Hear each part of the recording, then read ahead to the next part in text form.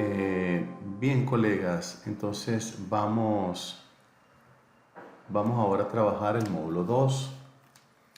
El módulo 2, la unidad 2, está referido al reclutamiento y selección de personal. Preguntas claves en este módulo: ¿dónde inicia y dónde termina el subproceso de reclutamiento y selección? El subproceso de reclutamiento, como ya lo dije en el módulo anterior, inicia con una necesidad del gerente de línea, que envía a través de algo que se llama una requisición, un documento especificando la necesidad al gerente de recursos humanos. Este, digamos, procede a definir en la búsqueda si es interna, si es externa y si es mixta. Si es externa, entonces lo va a hacer probablemente a través de un aviso de prensa. Y el aviso de prensa se fortalece a través de una técnica que se llama AIDA, que es un acrónimo que sirve para robustecer la presentación del aviso de prensa, donde la A significa eh, buscar la forma de llamar la atención del lector. La I significa que despierte el interés al leer el aviso de prensa. Eh, la D es que le despierte el deseo de querer participar o formar parte de la organización. Y la A es la acción, es decir, que envíe el currículum a través de los canales que le determiné. Una vez que llegan todos los currículums, se puede decir que ahí termina el subproceso de reclutamiento. Repito, inicia con una necesidad del gerente de línea y termina con la recepción de los currículums. ¿Dónde inicia el subproceso y dónde termina el subproceso de selección? Inicia con el tamizaje, con una revisión, ¿verdad?, de los currículum para ver cuáles de los aspirantes tienen, digamos, mayor relación en su perfil con el puesto buscado, con la vacante que se está tratando de cubrir. Esta selección luego pasa, las personas que queden precalificadas van a tener una primera entrevista inicial. Si siguen avanzando en el proceso porque van bien, entonces se realizan pruebas de conocimiento, pruebas de habilidades, pruebas de actitud, pruebas psicométricas. Algunas empresas todavía aplican el polígrafo.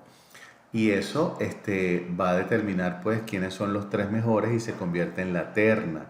Esa terna son los tres candidatos con mayores potencialidades, se le presentan al gerente de línea con un informe para que él decida. Normalmente escucha la opinión de recursos humanos, pero la última palabra la tiene él. Entonces, ¿dónde inicia el subproceso de selección? Con el tamizaje de los currículos. ¿Dónde termina? Con la presentación de la terna al gerente de línea para que él decida a quién contratar. Luego vendría contratación, que inicia con la oferta económica y de servicio al aspirante y termina con la firma de la aceptación para llevar toda esa información al banco de datos o al subsistema 6 de auditoría de recursos humanos. ¿Qué es y cómo funciona la técnica AIDA? Se les acabo de explicar y le di los ejemplos. El reclutamiento interno, entonces ya sabemos que es un proceso mediante el cual se le da la oportunidad a los trabajadores de la organización a aspirar a una nueva posición. Reclutamiento externo, evidentemente, está orientado a hacer una búsqueda en el mercado laboral para cubrir la vacante. Número 12, causales del ingreso de personal a la organización. Hay varias causales. Una causal es una, digamos, que originó que haya que buscar a alguien para incorporarlo a la organización. Entonces tenemos, por ejemplo, cuando alguien renuncia, una renuncia voluntaria, cuando alguien es desvinculado o despedido, cuando la empresa crece y requiere más personas, no para sacar, sino más personas, ¿verdad?, porque ha crecido mucho. Cuando alguien es promovido o ascendido a otra posición, cuando alguien es jubilado, cuando alguien, digamos, fallece. Esas son causales que pueden generar el ingreso de personas a la organización. La número 13, dentro del ciclo de reclutamiento y selección de personal, ¿cuáles son las fuentes de reclutamiento de personal? Bueno, las fuentes pueden ser varias, ¿ok? yo puedo tener una fuente interna o fuente externa. Yo puedo hacer uso, por ejemplo, de universidades, escuelas de negocios, revistas, personas que me recomienden, ¿verdad? Esas son fuentes para yo reclutar. Eh, ¿Qué es y quién efectúa la inducción general? La inducción general es un proceso mediante el cual el aspirante que ha sido contratado el primer día que llega a la organización se dirige a recursos humanos y esta unidad se encarga de hablarle de los aspectos generales de la organización, como por ejemplo la misión, la visión, los valores, los productos y servicios que comercializamos, la zona donde trabajamos, cómo es la cultura, cómo es el clima laboral, cuáles son las normas de comportamiento, los códigos de ética. También se aprovecha para trabajar la parte de